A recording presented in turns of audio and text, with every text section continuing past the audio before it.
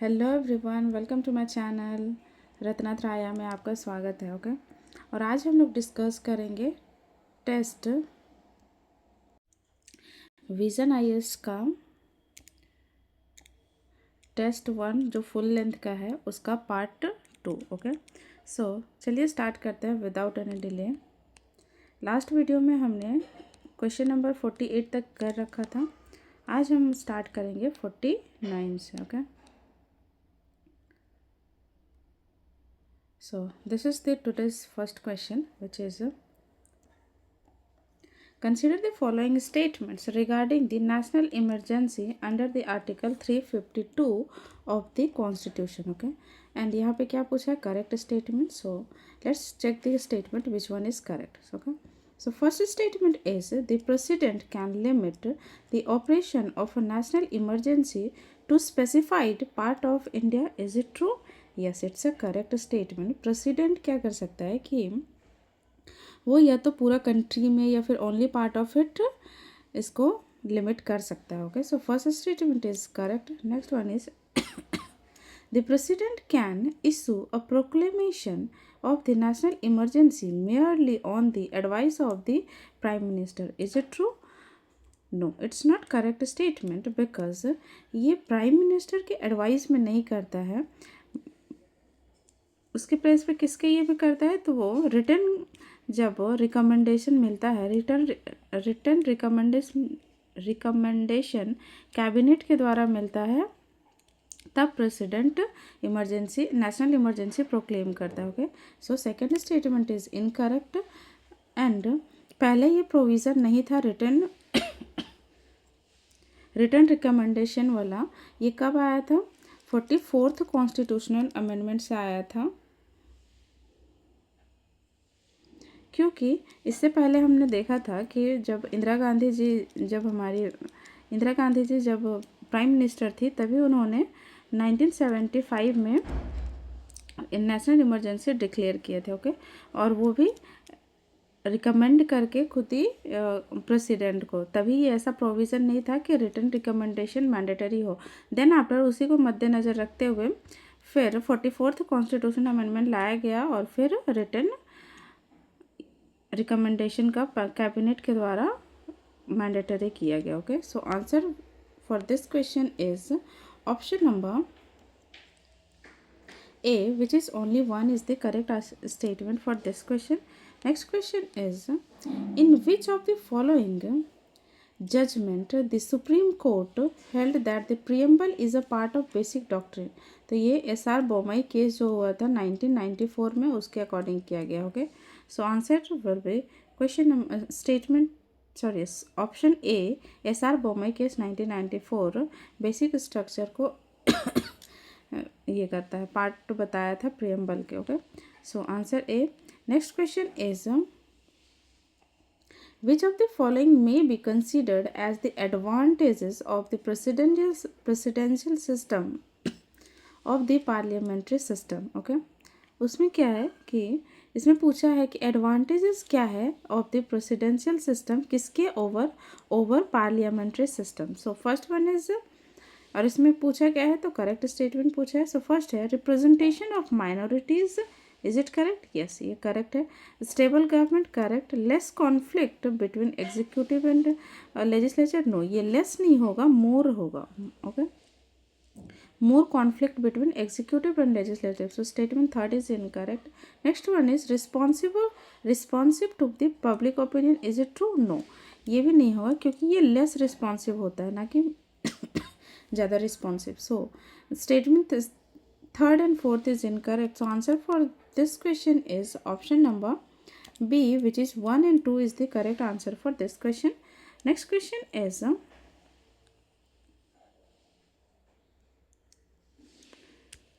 consider the following statements regarding the national emergency. Okay, so first statement, and यहाँ पे भी क्या पूछा है? correct statement पूछा है। So first statement is approval of the parliament is necessary for the revocation of a national emergency. Is it true? No, ऐसा कोई प्रोविज़न नहीं है। does not require any approval of the parliament in revocation of a national emergency. So first statement is incorrect. Next one is the minimum time period of the operation of the national emergency is 3 years. Is it true? No, ये भी incorrect है, because अगर हम इसकी बात करते हैं तो ये इनफाइनाइट टाइम के लिए होता है.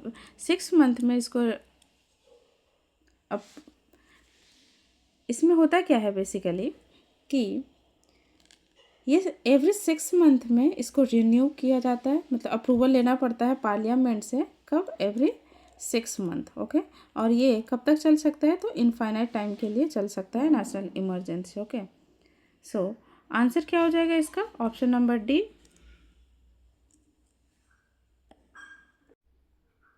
सो आंसर इसका हो जाएगा option number D. Neither one neither nor two is the correct answer for this question, because both statement is incorrect.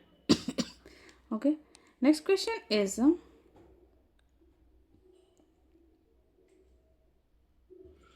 consider the following pairs. Okay,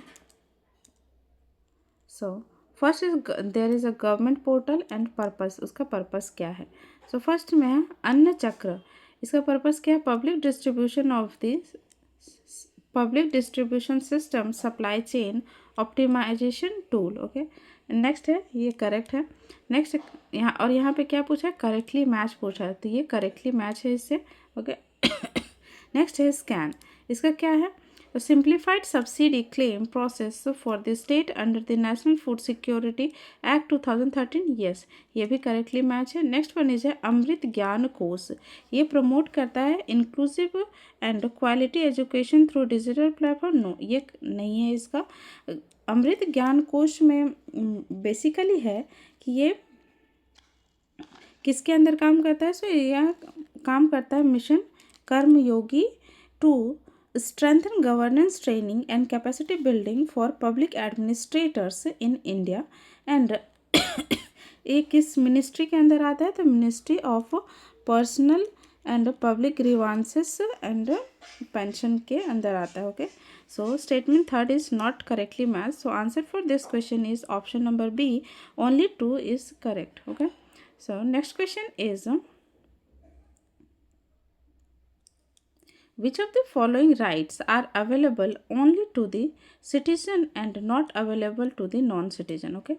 इसमें पूछा क्या है कि कौन से ऐसे राइट्स है जो कि ओनली सिटीज़न ऑफ इंडिया के लिए अवेलेबल है और नॉन सिटीजन यानी कि फॉरेनर के लिए अवेलेबल नहीं है. तो अगर हम देखते हैं अभी तक में इंडिया में जो भी हमारा कॉन्स्टिट्यूशन है उसमें 5 ऐसे आर्टिकल्स हैं जो कि सिर्फ इंडिया के लिए है, और बाकी जो है फंडामेंटल राइट में वो अदर्स के लिए भी अवेलेबल है. फॉर एग्जांपल अगर हम बात करते हैं right to privacy. Right to privacy हमारा एक फंडामेंटल राइट है जो कि अंडर आर्टिकल 21 के अंदर आता है, और ये बोथ के लिए होता है. Okay. Foreigner as well as Indians के लिए. Okay. And if you are talking about the right to freedom of speech and expression जो कि अंडर आर्टिकल 19 आता है, ये सिर्फ इंडियन के लिए है, तो ये इनकरेक्ट हो जाएगा. Next one is freedom to manage religious affair. ये कौन से आर्टिकल में आता है? तो ये आर्टिकल 26 में आता है, जो कि ये इंडियन प्लस अदर्स के लिए भी अवेलेबल है. ओके. बट अगर हम बात करते हैं next one is right to assemble peacefully.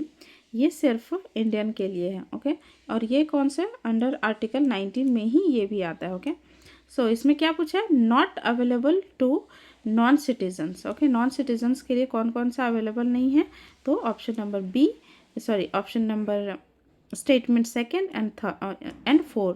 तो आंसर क्या हो जाएगा? Option number C. 2 and 4 only is the correct answer for this question. Okay. And अगर हम बात करते हैं कि इसमें फंडामेंटल राइट्स जो हमारा है under part 3 of the Indian constitution, उसमें आर्टिकल 12 to 35 तक बात किया जाता है, जिसमें कि कौन कौन से आर्टिकल्स हैं जो कि हमारे इंडियंस के लिए हैं, ओनली फॉर इंडियंस है. तो वो आर्टिकल हो जाएगा 15, 16, 19, 29 and 30. Okay, and article 50 में क्या आता है? So it's talking about the prohibition of discrimination on grounds of religion, race, caste, sex और place of birth. Okay, and अगर हम बात करते हैं article 16 की, तो उसमें क्या होता है? Equality of opportunity in matters of public employment.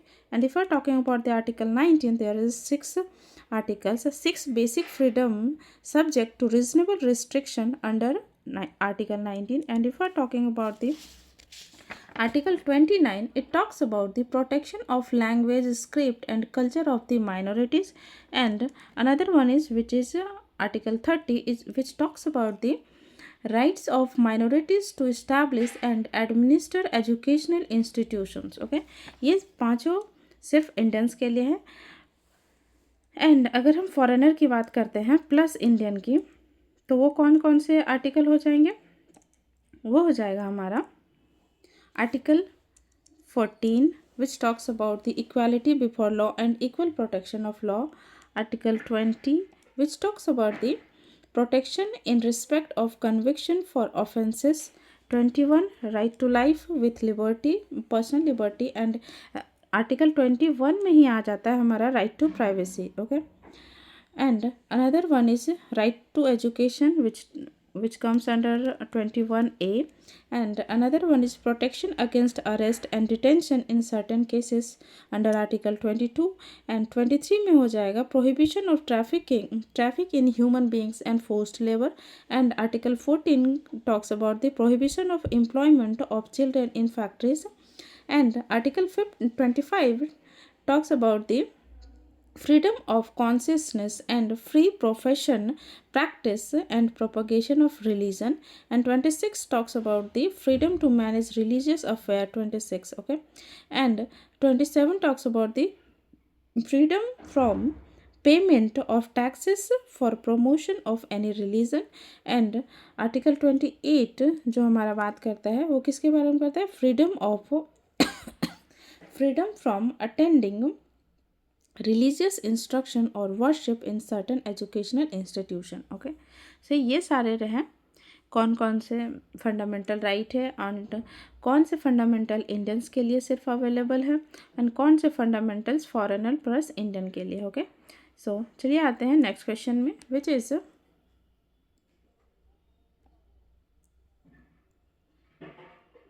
which of the following is not a unitary feature of Indian Constitution. Okay, Indian constitution में बेसिकली दो फीचर्स होते हैं, एक तो फेडरल होता है और दूसरा यूनिटरी. ओके, इसमें क्या पूछा है? Not unitary feature of Indian constitution.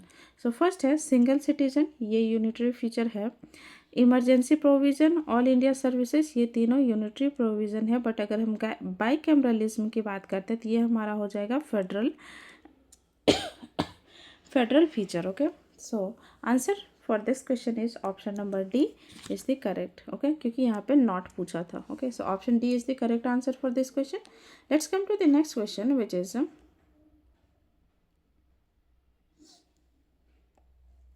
consider the following statements regarding the applicability of fundamental rights to armed forces. Okay, armed forces के लिए फंडामेंटल राइट्स कौन कौन से एप्लीकेबल होते हैं? यहाँ पे क्या पूछा है? Correct statement. So first statement है parliament can both restrict and abrogate the fundamental rights of the member of armed forces. Is it true? Yes, it's a correct statement. Parliament ये कर सकता है under article 33 of the Indian constitution, which is a part of fundamental right. Okay, so first statement is correct for this. Next one is the expression members of the armed forces only include soldiers and exclude करता है non combat employee of the armed forces. is it true? No, ये सही नहीं है, because ये solder के साथ साथ नॉन कॉम्बैक्ट एम्प्लॉय को भी इसमें इंक्लूड करता है, और यहाँ पे क्या बोलते हैं? Exclude. So statement second incorrect हो जाएगा. एंड यहाँ पे क्या पूछा है? Correct statement. So answer for this question is option number A. Only one is the correct answer for this question. Okay, let's come to the next question, which is with reference to tenure and services, tenure and services, condition of the state information commissioners, consider the following statements. So, the first, and there is asking about the correct statement. First statement is they can hold office for a term of 5 years or until they attain the age of 65 years. Is it true? Yes, it's a correct statement for the State Information Commissioner. And the next statement is salaries and allowances payable to the other terms and conditions for services of the State Information Commissioner shall be same as the High Court judge. Is it true? No, it's not correct because ये high court जज के same नहीं होता है, ये होता है state information commission का जो नेक्स्ट टर्म के लिए सैलरी एंड अलाउंसेस होता है वो होता है same as the election commission and same as the chief secretary of the state government, chief secretary of the state government, okay, ना कि हाई कोर्ट जज के. So statement second is incorrect. So answer for this question is option number A. Only one is the correct. Okay. Let's come to the next question, which is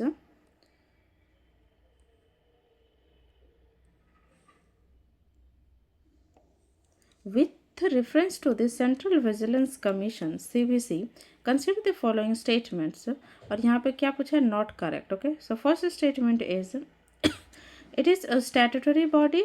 Is it true? No, it's not statutory. It's not constitutional body. It's a statutory body. Okay.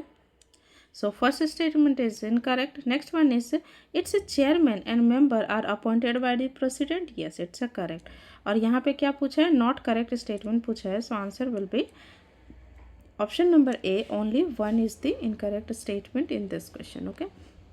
And अगर हम CBC के बारे में बात करते हैं तो वो हमारा आता है कब लाया गया था? तो ये लाया गया था सीबीसी 1964 में. और इसको रिकमेंड कौन किया था? तो वो किया गया था संथानन कमेटी के द्वारा, जिसमें बात किया गया था प्रिवेंशन ऑफ करप्शन के बारे में. ओके. बट ये इनिशियली ना तो कॉन्स्टिट्यूशनल बॉडी था और ना ही statutory body, but later parliamentary ने 2003 में इसको इनेक्ट करके स्टैट्यूटरी बॉडी बना दिया गया था. बना दिया था. सो आंसर इसका क्या था? तो option number A. Let's come to the next question which is consider the next question is controller and auditor general of India which is CAG. Okay.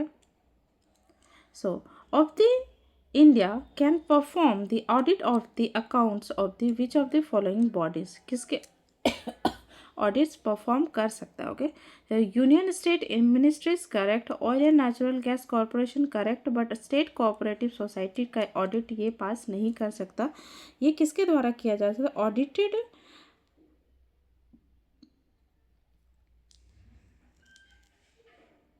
Appointed by the general body cooperative society. ये general body cooperative society के द्वारा state cooperative society को पास किया जा सकता है. Okay.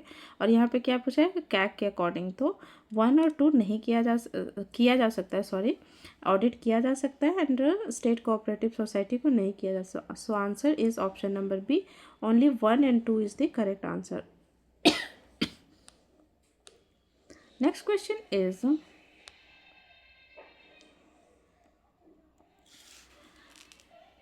which of the following statement is are correct with reference to the writ jurisdiction of the Supreme Court and High Court? writ jurisdiction के according कौन सा स्टेटमेंट करेक्ट है? हाई कोर्ट और सुप्रीम कोर्ट के according. Okay. So first statement is, और यहाँ पे भी क्या पूछा है? Correct statement. So first statement is the Supreme Court can issue writ only for the enforcement of fundamental rights, whereas High Court can issue writs not only for the enforcement of fundamental rights but also for the any other purposes. Is it true? Yes, it's a correct statement. Next one is the Supreme Court and High Court can issue writs against a person or government throughout the territory of India. No, it's not correct statement because अगर हम बात करते हैं rate jurisdiction की, तो इसमें supreme court कर सकता है हर जगह पे, ना कि हाई कोर्ट। ओके, इसमें सुप्रीम कोर्ट कर सकता है like issue writ against the person और government throughout the territory of India. But अगर हम हाई कोर्ट की बात करते हैं, वो ये कर सकता है, रिट इशू कर सकता है पर्सन्स रिसाइडिंग और अगेंस्ट द गवर्नमेंट और the authority local located within its territorial jurisdiction, मतलब स्टेट वाइज अलग अलग होते हैं। Okay, so second statement is incorrect. Next हो जाएगा, while the supreme court may not refuse to exercise its writ jurisdiction under the article 32 and high court may refuse to exercise their writ jurisdiction under Article 226. Yes, it's also a correct statement. And कौन से 5 Ritz होते हैं वो आप हमें comment section में बताइए, क्योंकि हमने कल ही इसको डिस्कस किया था 5 रिट्स के बारे में। ओके, सो आंसर इसका क्या हो जाएगा? आंसर हो जाएगा option number C 1 and 3 is the correct answer for this question. Let's come to the next question, which is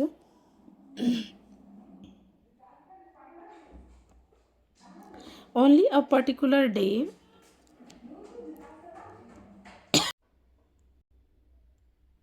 So, question is, on a particular day, 300 members are present in the Lok Sabha at the time of voting. In this scenario, the Constitutional Amendment Bill under Article 368 of the Constitution can be, इसमें पूछा है कि कैसे amend किया जा सकता है। Okay, so can be passed with the support of only 200 members? No, can not be pass with the given strength of the member present and voting? No, can be passed with support from the minimum of 150 members? No, cannot be passed without the support of two at least 276 members. Yes, option number D is the correct answer for this question, क्योंकि constitution amendment bill को पास करने के लिए या तो half of the at least half of the total strength of that house is required, and another one is 2/3 of those who actually take part in the voting. या तो 2/3 होना चाहिए या फिर 1/2 होना चाहिए। ओके, बट अगर इसके सिनारियो में बोलेंगे, बट एटलीस्ट कितना 276 मिनिमम रिक्वायर्ड होता है। लोकसभा में कितने there are 552 members, therefore amendment must be supported by the 276 member of the Lok Sabha, and if only 300 members are present at the time of voting, the amendment bill must get support of 276 members, okay, out of them. So answer for this question is option number D. Let's come to the next question, which is, recently, the Prime Minister laid down the foundation of the India's first green hydrogen hub under the National Green Hydrogen Mission in Visakhapatnam, Andhra Pradesh. In this context, consider the following statements regarding the National Green Hydrogen Mission. Okay, and यहाँ पे correct statement पूछा है. First statement is, the mission is implemented by the Ministry of New Renewable Energy. Yes, it's a correct statement. Next one is, the target of the mission is to achieve a production capacity of 10 MMT of green hydrogen per annum by 2030. No, it's not correct statement because it's not 10 mm, it's 5 MMT. Okay, so statement second is incorrect. Next one is, by 2030 a mission aim to avert 50% of 50 MMT per annum of the carbon dioxide emission through production and use of the targeted quantum of green hydrogen. Okay, so statement third is also correct. So यहाँ पे क्या पूछा था? Correct statement. So answer will be option number B. Only 2 is the correct answer for this question. Next question is,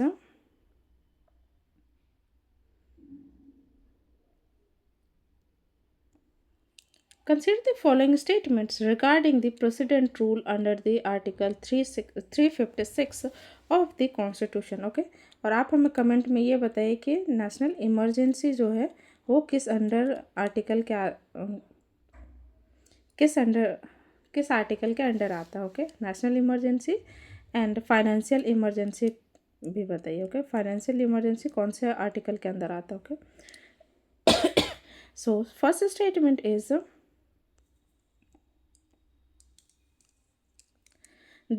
there is no maximum period prescribed for its operation. Is it true?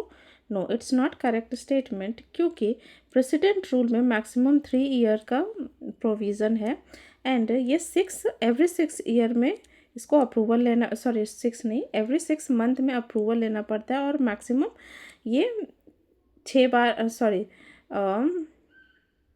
6 bar, yes 6 bar extend किया जा सकता है, क्योंकि ये maximum 3 years के लिए ही president rule applicable होता है। Okay, so first statement is incorrect. Next statement is when it is imposed the president can be assume to himself as the power of the vested of in governor. Yes, it's a correct statement. So answer for this question is option number 2, which is correct for this question. Okay, next question is consider the following statements regarding the differences between the Indian and British polity. Okay, so first statement is the sovereignty, and यहाँ पे क्या पूछा है, correct, the sovereignty of the parliament is upheld in both India and Britain. Is it true? No, it's not correct statement, because अगर हम sovereignty की बात करते हैं, British system is based on the doctrine of sovereignty of parliament. British system में क्या होता है कि सॉवरन होता है पार्लियामेंट। ओके, सबसे सर्वोपरि। बट अगर हम इंडिया की बात करते हैं तो इंडिया में ऐसा नहीं है, क्योंकि इंडिया में लिमिटेड एंड रिस्ट्रिक्टेड पावर्स है due to written constitution. Okay, और ये federal system, judicial review and fundamental rights की बात करता है, तो इंडिया में सॉवरेन पार्लियामेंट नहीं है, बट ब्रिटेन में ये चीज़ है। So first statement is incorrect. Next हो जाएगा, both India and Britain the minister are required to counter sign the official act of the head of the state. Is it true? No, it's also incorrect, because ये Britain करता है। Britain the minister of the requires to countersign the official act as the head of the state, but ये India नहीं करता है। Okay, so second statement is also incorrect. Next statement हो जाएगा, the India and Britain the speaker signs from the political party after getting elected as the speaker of the house.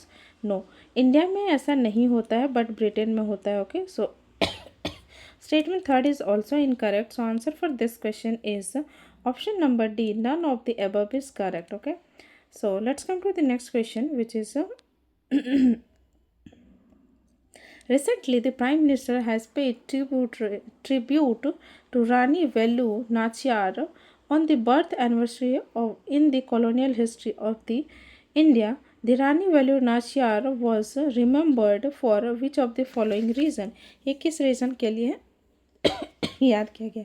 So first statement is she was a woman from a royal family to have challenged the mighty British Empire. Yes, option statement one is इसका सही हो जाएगा। Okay, so let's come to the next question. Next question is with reference to Advocate General of State, consider the following statement. So first statement is he is appointed by the governor. Is it true?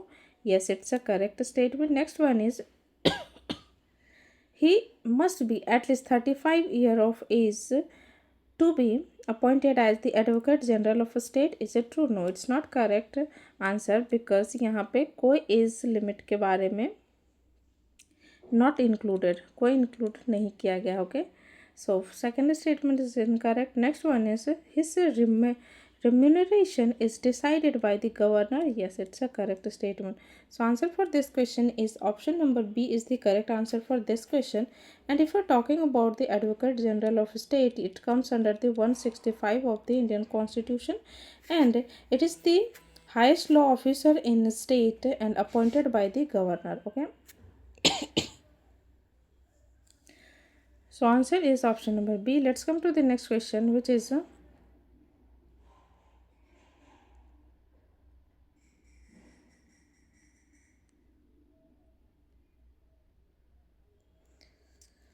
consider the following. यहाँ पे which of the provision mentioned above are fundamental duties under part 4A of the constitution. Okay, so first है to abide by the constitution and respect its ideals and institutions. Is it true?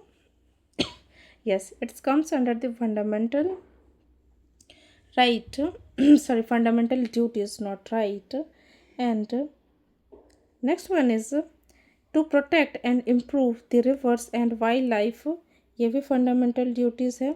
ये किसके अंदर आता है? सो ये आता है आपका जी के अंदर. ओके, 51A(G) आर्टिकल के अंदर. Okay, next one is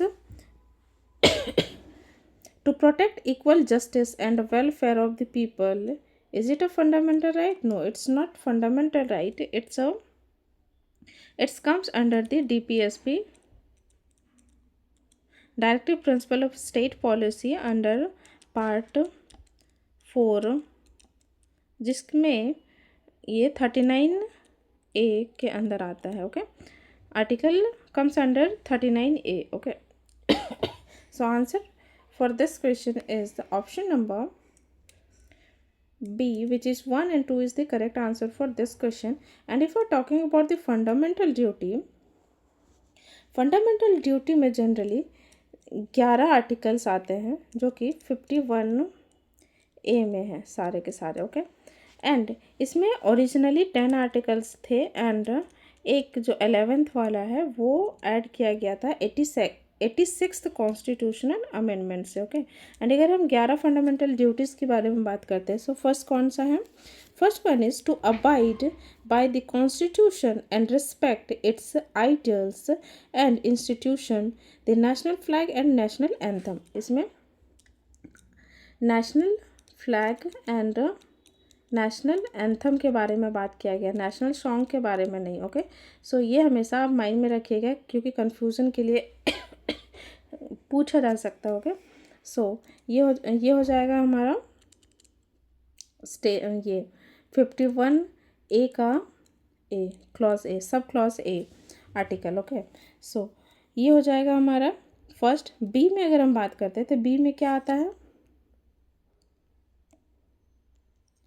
B में हमारा आता है to cherish and follow the noble ideals that inspired the national struggle for freedom. C में आता है to uphold and protect the sovereignty, unity and integrity of India.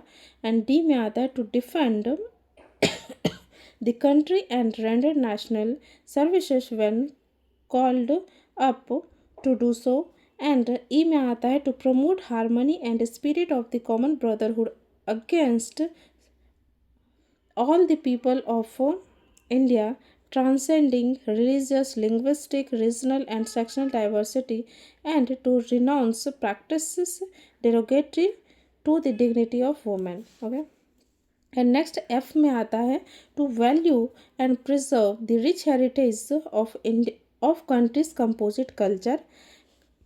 and G में आता है to protect and improve the natural environment including forest, lakes, rivers, wildlife and have compassion for living creatures. And H में आता है to develop scientific temper, humanism and the spirit of inquiry and reform. and I में आता है to safeguard public property and to subdue violences. and J में आता है to strive towards the excellence in all spheres of individual and collective activity so that the nation constantly rises to higher level of endeavor and achievement, and 11th जो कि के अंदर आता है.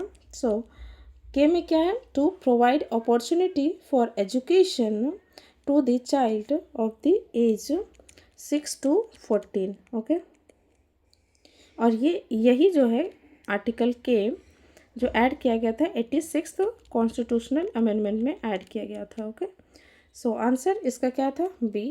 Let's come to the next question which is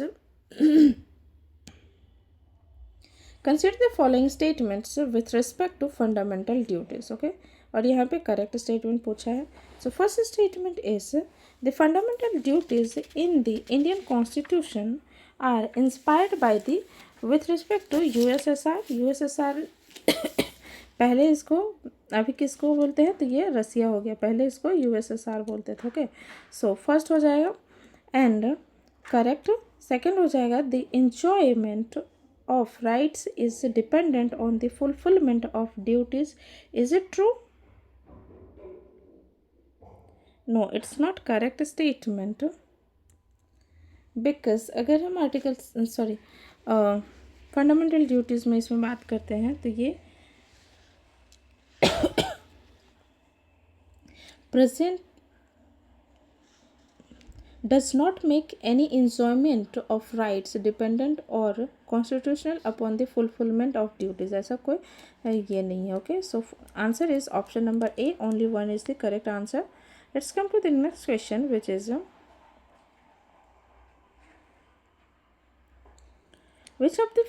which constitutional amendment is introduced the provision of the president is bound by the aid and advice of the council of minister. तो ये 42nd constitutional amendment से किया गया था under article 74. Okay, let's come to the next question which is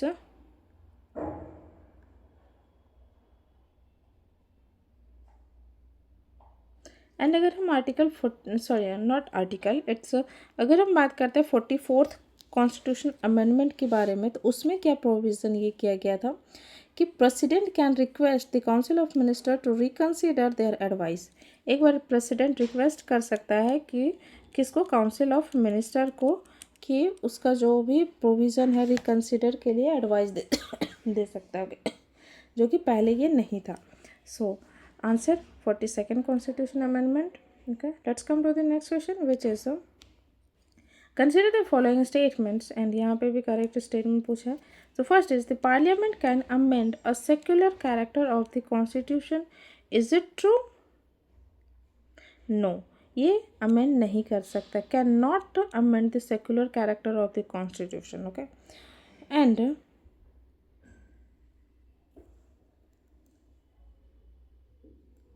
next statement is the only parliament can decide whether any matter forms a part of basic structure of the constitution. is it true? no, ये parliament decide नहीं करता है, ये supreme court decide करता है. Okay, ये कौन सा बेसिक स्ट्रक्चर के पार्ट है या नहीं. So statement second is also incorrect. So answer for this question is option number D which is neither 1 nor 2 is the correct statement. Okay, and अगर हम बेसिक स्ट्रक्चर की बात करते हैं तो वो कहाँ से आया है? तो केशवानंद भारती केस जो आया था 1973 में, यहाँ से लिया गया. Okay, next question is consider the following statements. And यहाँ पे करेक्ट स्टेटमेंट पूछा है. First is article 76 of the Indian constitution provides for the office of the attorney general of India. Is it true? yes, it's a correct statement. Next one is the Solicitor General of India is not barred from private legal practices. Is it true? Yes, it's also correct. And अगर हम attorney general of India की बात करते हैं, it is the highest law officer in the country. And solicitor general की अगर हम बात करते हैं तो सॉलिसिटर जनरल जो अपॉइंट किया जाता है वो किया जाता है अटॉर्नी जनरल को असिस्ट करने के लिए. ओके, और जो कि सेकंड हाईएस्ट है, second law officer of the country. Attorney general first law officer of the country and solicitor general second हो जाएगा. Okay, so answer for this question is option number C. Both statement 1 and 2 is the correct. Okay, let's come to the next question which is recently annual groundwater quality report 2024 was released by Ministry of Jal Shakti. In their context, consider the following. Okay, how many of the above mentioned are groundwater contaminants? Okay, so arsenic, uranium, fluoride, nitrate, ये सारे के सारे हो जाएंगे. सो option number D is the correct answer for this question. And अगर हम nitrate की बात करते हैं, सबसे ज़्यादा कॉन्टामिनेटेड कहाँ पे है? Rajasthan, Tamil Nadu and Maharashtra. And fluoride की बात करते हैं तो वो हो जाएगा हरियाणा एंड कर्नाटका. यूरेनियम की बात करते हैं Rajasthan and Punjab. And arsenic की बात करते हैं, ये आ जाता है सारे flood plains of Ganga and Brahmaputra rivers. Okay, so answer is option number D. Let's come to the next question which is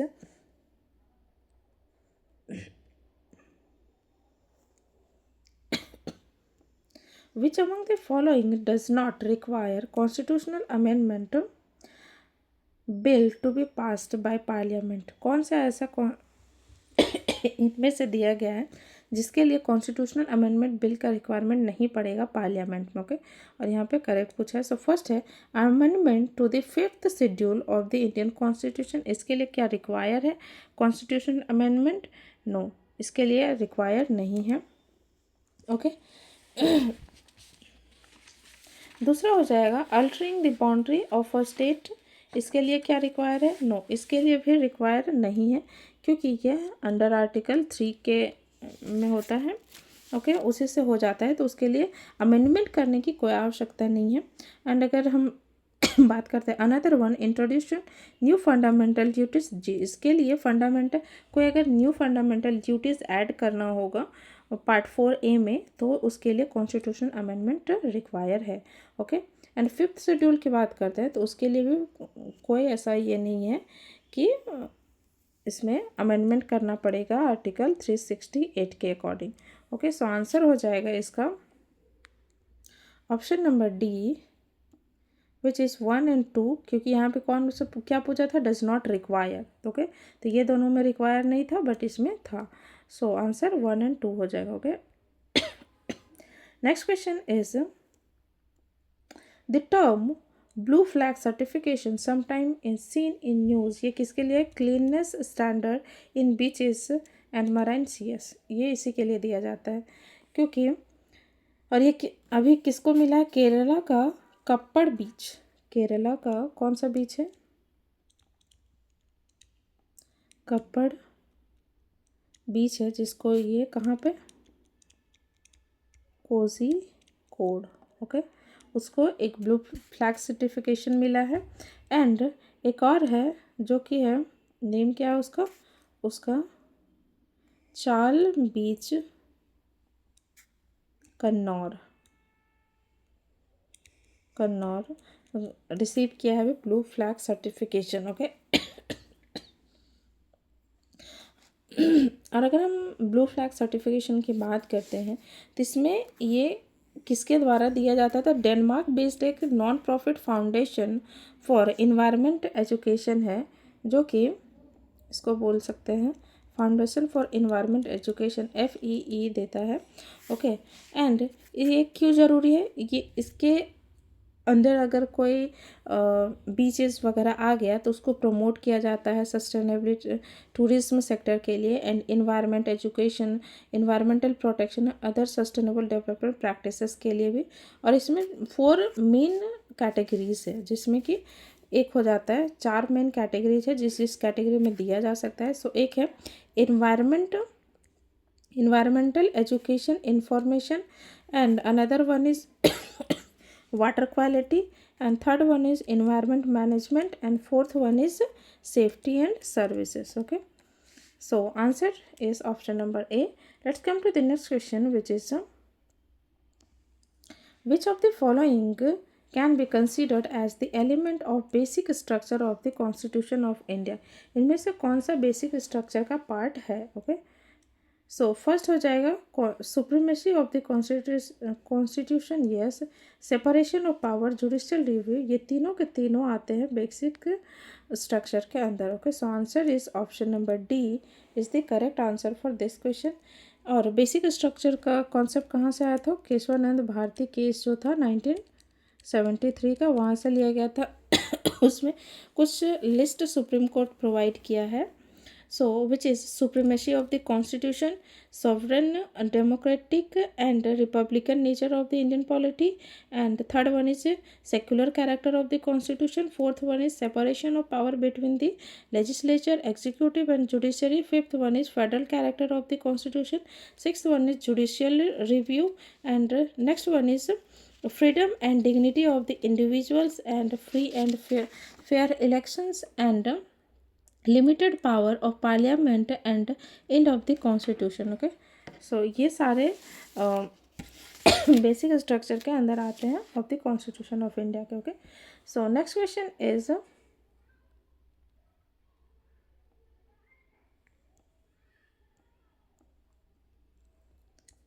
recently which country has launched the world's largest compressed air storage project नेंगचू 1? ये किसके द्वारा? China के द्वारा launch किया गया। Okay, next question is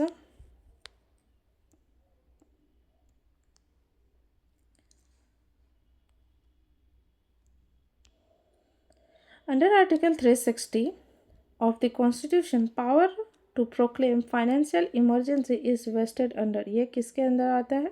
financial emergency कौन proclaim कर सकता है? तो प्रेसिडेंट। ओके, एंड अब कमेंट में हमें ये बताइए कि अभी तक फाइनेंशियल इमरजेंसी कितने बार प्रोक्लेम किया जा सकता है, किया गया है इंडिया में। Okay, next one is in the context of Constituent Assembly of India, State Committee for Negotiating with States has headed by, ये किसके द्वारा हेड किया जाता है? So it's headed by the Jawaharlal Nehru. Okay, जब कॉन्स्टिट्यूएंट असेंबली बना था उस time 8 major committee and some minor committees form किया गया था, जिसमें से कि 8 मेजर कमेटी के हेड के बारे में अगर हम बात करते हैं तो सरदार पटेल 2 चीज़ के हेड थे। एक तो advisory committee on fundamental rights minorities and tribal and excluded area के। ओके, एंड एक और था इनका, वो था provision constitution committee Sardar Patel जी के पास था। एंड अगर हम राजेंद्र प्रसाद जी की बात करते हैं तो उनके पास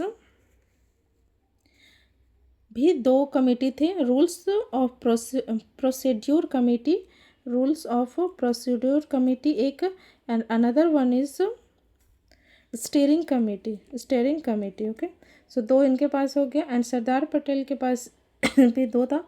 एंड जवाहरलाल नेहरू की अगर हम बात करते थे, यूनियन पावर कमेटी पहला, एंड दूसरा हो जाएगा यूनियन कॉन्स्टिट्यूशन कमेटी, जिसके बारे में यहाँ बात किया है, union power committee, union constitution committee, and एक और इनके पास था union state committee. Okay, union state committee 3 थे जवाहरलाल नेहरू जी के पास। ओके, जेबी कृपलानी के पास कोई ऐसा नहीं था। एंड ड्राफ्टिंग कमेटी का तो आपको पता ही है किसके पास था? BR अम्बेडकर के पास। Okay, so answer is option number B. Let's come to the next question, which is which of the following resembles the instrument of instruction of the Government of India Act 1935? ये किससे लिया गया है? So directive principle of state policy में instrument of instruction की बात की गई है, और ये किसके द्वारा किया गया था? BR अम्बेडकर के द्वारा। Okay, so answer is option number D. Let's come to the next question, which is with reference to the joint public service commission consider the following statement. यहाँ पे पूछा है not correct statement.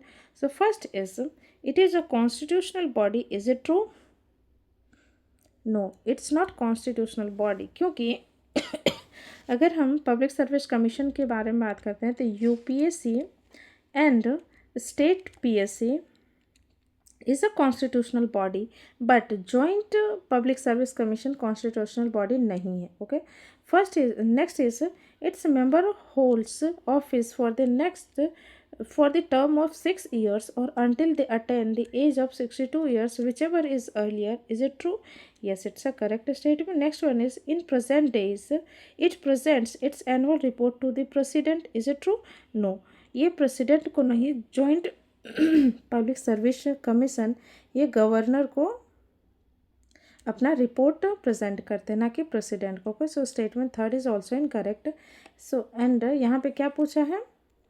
Not correct. So answer will be option number D, which is 1 and 3 statement is not correct. Okay, let's come to the next question, which is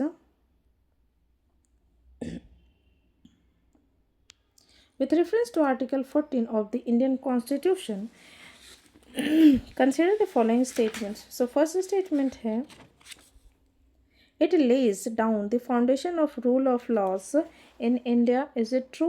Yes, it's a correct statement. Next is it is only fundamental right which is absolute in nature. Is it true? No, ऐसा कुछ नहीं है कि यही है sir. It's not true like that. Okay, so statement second is incorrect for this question. So answer इसका क्या हो जाएगा? Option number A, only 1 is correct. Next question is consider the following statements.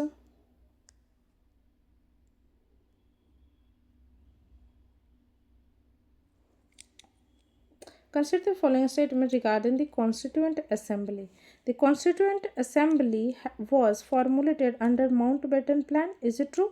No, ये Mountbatten Plan के according नहीं किया गया था. ये cabinet plan, cabinet sorry not plan, cabinet mission के अकॉर्डिंग किया गया था, जो कि नवंबर 1946 में लाया गया था. So first statement is incorrect. Next one is it had no member from Anglo-Indians community. Is it true? It's also incorrect because इसमें Anglo-Indian members included हैं और यहाँ पे क्या बोल दिया है? No, इसमें कोई member नहीं होता. So answer for this question is option number D. दोनों में से दोनों incorrect हो गए. Next question is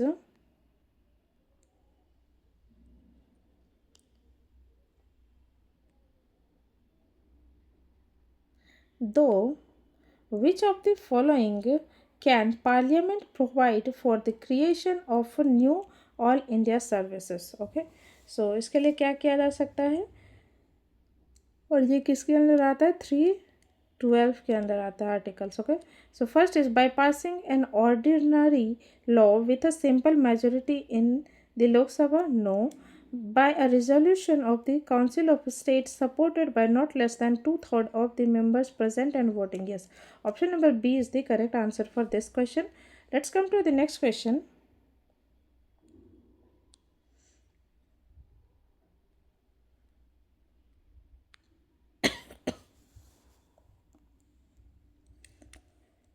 Consider the following statements and अब इसमें से पूछा क्या गया है? The above statement are feature of which of the following act का फीचर. ओके, इसमें क्या है? Viceroy was made the direct representative of the British crown in India. ये कौन से ये से किया गया था?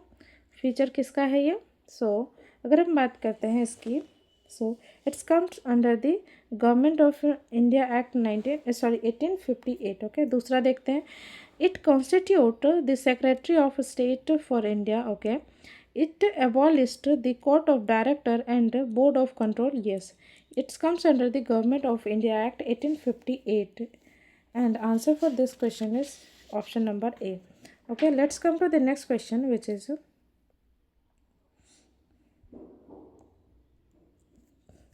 with reference to Union Public Service Commission UPSC. Which of the following statement is are correct? First one is it is mandated with the classification of services and cadre management. It represents its annual performance reports to the Parliament. Is it true? No, first statement is incorrect because ये mandate नहीं है, not mandate with the classification of services. So first statement is incorrect. Next one is it present its annual performance report to the parliament. No, it's not to the parliament, it's to the president. Okay, so statement second is also incorrect. Next one is its jurisdiction can be extended by an order of the president of India. It's also incorrect क्योंकि ये parliament के order से होता है, ना कि president के. Okay, so answer for this question is option number D. None of the above is correct. Okay, let's come to the next question. And इसी में अगर हम बात करते हैं UPSC union public service commission के बारे में. सो ये इंडिपेंडेंट कॉन्स्टिट्यूशनल बॉडी है, पहले तो ये बात. और ये सेंट्रल रिक्रूटिंग एजेंसी है जो कि रिक्रूटमेंट करता है सेंट्रल लेवल पे. ओके, और ये कौन से पार्ट में है, तो ये पार्ट 14 के अंदर आता है. एंड इसमें आर्टिकल्स कितने किससे कितने रिलेटेड है, 315 टू 323 तक. Okay,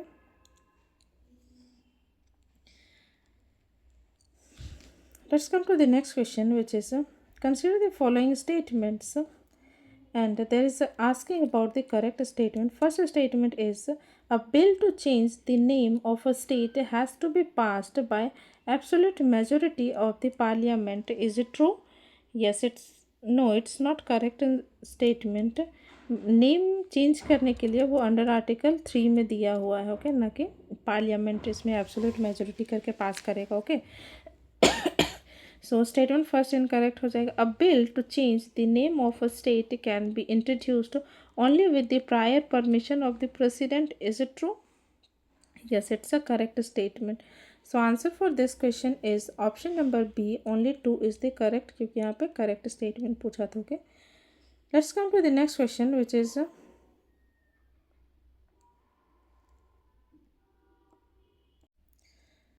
consider the following. इसमें पूछा क्या, how many of the above objectives are mention in the preamble of the Indian constitution. Okay, कौन कौन से ऑब्जेक्टिव्स मेंशन है. Okay,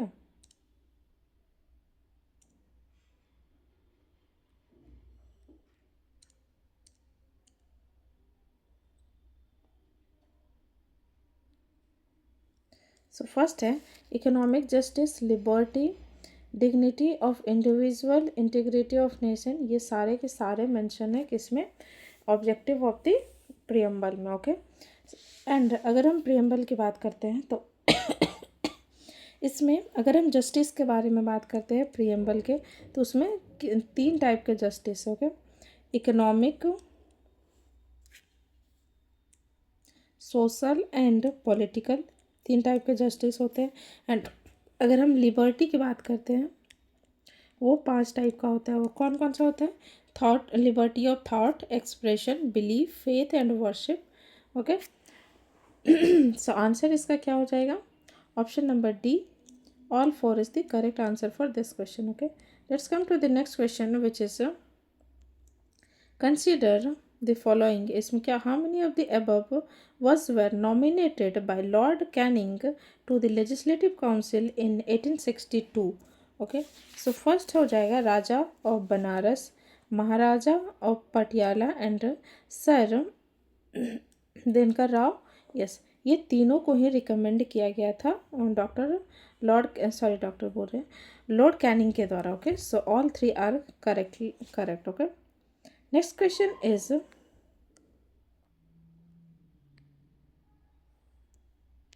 consider the following statements regarding the financial emergency.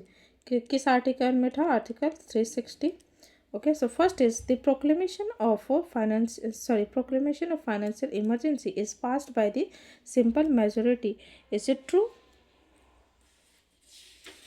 क्या ये simple majority से पास किया जाता है? Yes, it's a correct statement. Next one is the proclamation of financial emergency can be revoked by the special majority of both houses. Is it true? No, ये revoke किया जाता है president के द्वारा. ओके, ना कि स्पेशल मेजोरिटी चाहिए parliament या फिर बोथ हाउसेस से. सो second statement is incorrect. Third one is the financial emergency has been declared only once during the 19 financial crisis of 1991. Is it true? No, it's not correct, because अभी तक financial emergency एक बार भी नहीं लगा है. Even financial crisis आया था 1991 में, उसके बावजूद भी. Okay, so answer for this question is option number 1. only one is the correct. Okay. Next question is, consider the following statements regarding Central Information Commission. Okay, so यहाँ पे क्या पूछा है? Correct statement. First is it consist of a chief information commissioner and not more than the 10 information commissioner. Is it true? yes, it's a correct statement. Next one is, the chief information commissioner shall hold the office of term for 5 years. Is it true? no, ऐसा term के बारे में कोई prescription नहीं दिया हुआ है. सो यहाँ पे 5 ईयर दिया है, तो first second statement is incorrect. But इसमें क्या था कि ये अर्लियर पहले 5 ईयर था, बट अभी प्रिस्क्राइब किया जाएगा बाय द सेंट्रल गवर्नमेंट कि कितना होगा, कोई ऐसा स्पेसिफाई नहीं किया गया. Okay, so second statement is incorrect. Next one is statement third, salary and allowances of the chief information commission is same as the election commission of India. Is it true? no, ये भी पहले था. Okay, earlier it was happened, but अभी जो salary and allowance की बात करेंगे chief information commissioner का, वो डिसाइड कौन करेगा? Prescribed by the central government. Okay, not decided. So statement third is also incorrect. Statement first is correct. And ये जो सेंट्रल इंफॉर्मेशन कमीशन है, एज़ पर अमेंड किया गया था, amendment of as per RTI amendment 2019. और RTI की बात करते हैं हम, तो वो कब लाया गया था? फर्स्ट टाइम 2005 में, और अमेंड किया गया था 2019 में. Okay, so answer for this question is option number A. Only one is correct. Okay, let's come to the next question which is, consider the following statements with reference to Swaran Singh committee. Okay, so इसमें क्या पता? Which of the recommendation of the committee given above were not accepted by the constitution, sorry not accepted by the government. Okay, so first है the duty to पे taxes as fundamental duty. Yes, ये accept नहीं किया गया था स्वर्ण Singh committee के द्वारा. और ये कौन सा रिकमेंड किया था? फंडामेंटल ड्यूटीज़ को रिकमेंड किए थे. ओके, नेक्स्ट वन इज, और ये कितना रिकमेंड किए थे? 8, बट फंडामेंटल ड्यूटीज़ कितना आया था? 10 ओरिजिनली, प्लस एक ऐड किया गया था 86 constitution amendments. Okay, so first statement सही था कि इसको रिजेक्ट कर दिया गया था. Next one is penalty for the non performance of fundamental duties. Correct, ये इसको भी रिजेक्ट कर दिया गया था. No law imposing such penalty shall be challenged in the court on grounds of infringement of fundamental rights. इसको भी reject कर दिया गया था. Okay, so answer for this question is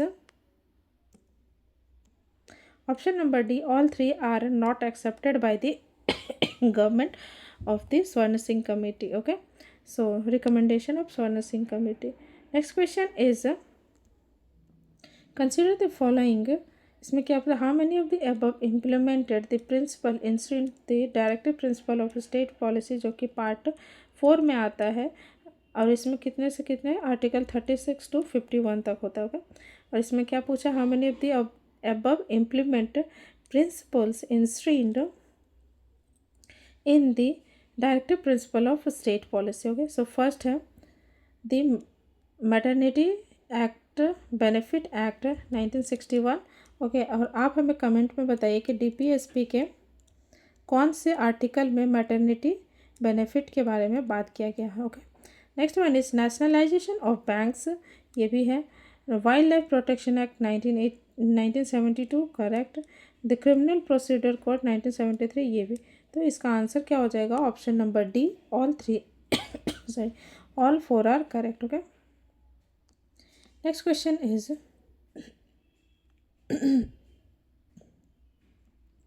Interpol recently has published its first ever silver notice it is associated with. Silver notice किसके लिए associated है? Okay, और ये फर्स्ट टाइम इंडियन इंटरपोल के द्वारा प्रिस्क्राइब किया गया है। Okay, so first one is tracing the recovery of criminal assets, is it true? Yes, silver notice में यही जारी किया जाता है कि ट्रेस करना उसके रिकवरी ऑफ क्रिमिनल एसेट कितना है। Okay, so first statement A is correct. And अगर हम बात करते हैं लोकेटिंग द मिसिंग पर्सन, तो ये कौन से ये में आता है? तो ये येलो नोटिस के अंदर आता है। ओके, अगर कोई इंसान मिसिंग है तो उसके लिए येलो नोटिस जारी किया जाता है। नेक्स्ट हो जाएगा seeking the location and arrest of persons wanted for prosecution, तो इसके लिए रेड नोटिस जारी किया जाता है। Next seeking information on unidentified bodies, तो इसके लिए ब्लैक नोटिस जारी किया जाता है। ओके, एंड इसी तरीके से और भी नोटिस जारी होते हैं, लाइक ब्लू हो गया। एंड ब्लू में क्या होता है कि to collect additional information about the person's identity, location और activities in relation to criminal investigation. And green notice में बस वार्निंग दिया जाता है। एंड ऑरेंज नोटिस में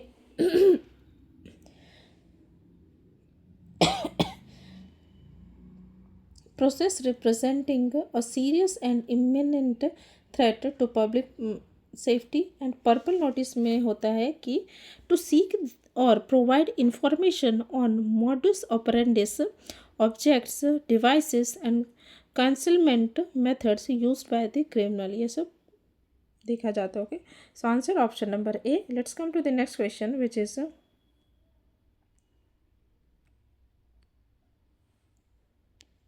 with reference to DPSP Part 4 of the Indian Constitution, consider the following statements। and यहाँ पे which of the DPSP given है the Gandhian ideology। okay, Gandhian ideology के बारे में पूछा है। so first one is promote cottage industry on the individual or cooperative basis rural, yes, rural areas।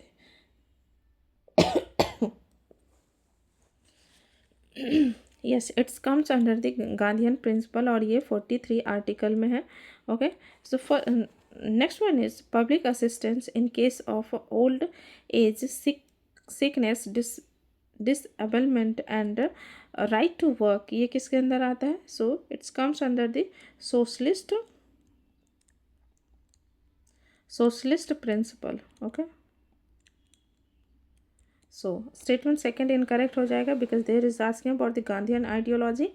Next one is promote the educational and economic interest of ST/SC and other weaker sections of the society. yes, it's comes under the Gandhian principle article 46। And to organise agriculture and animal husbandry on modern scientific lines, is it true? It's comes under the 48 article और ये liberal and intellectual principal के अंदर आता है, ना कि Gandhian. Okay, so answer for this question is option number C, which is only 1 and 3 is the correct answer for this question. Okay, and अगर हम गांधीयन प्रिंसिपल की बात करते हैं तो इसमें कौन कौन सा आर्टिकल आता है? Article 40 comes under the Gandhian principle, 43, 43B and 46, 47 and 48, ये सारे गांधीयन प्रिंसिपल के अंडर आते हैं। Okay, next question is consider the following statements regarding article 14 and correct statement पूछा है। First is the Indian constitution article 14 provides only for equality before law and not equal protection law, is it true? No, ये article 40 equality before law की भी बात करता है and equal protection of law की भी बात करता है। Okay, and equality before law कहाँ से? ब्रिटेन से लिया गया था। And equal protection of law कहाँ से? USA से। ओके, सो ये PYQ क्वेश्चन है किसका? BPSC में एक बार ये पूछा गया था कि equal protection of law, equality before law किस कंट्री से लिया गया। ओके, सो ये PYQ क्वेश्चन है। सो फर्स्ट स्टेटमेंट इज हो जाएगा हमारा इनकरेक्ट। नेक्स्ट है as per the supreme court where equals and unequals are treated differently, article 14 does not apply Is it true? Yes, it's a correct statement. So answer is option number B. Only 2 is the correct for this question. Next question is the term state defines under Article 12 of the Indian Constitution include legislative organs of the state, center and the state. Is it true? Yes, it's a correct. Executive organs of the center and state, correct. And local authorities, it's also correct. और यहाँ पे correct पूछा है, so answer will be option number D. All three are correct. Okay. Next question is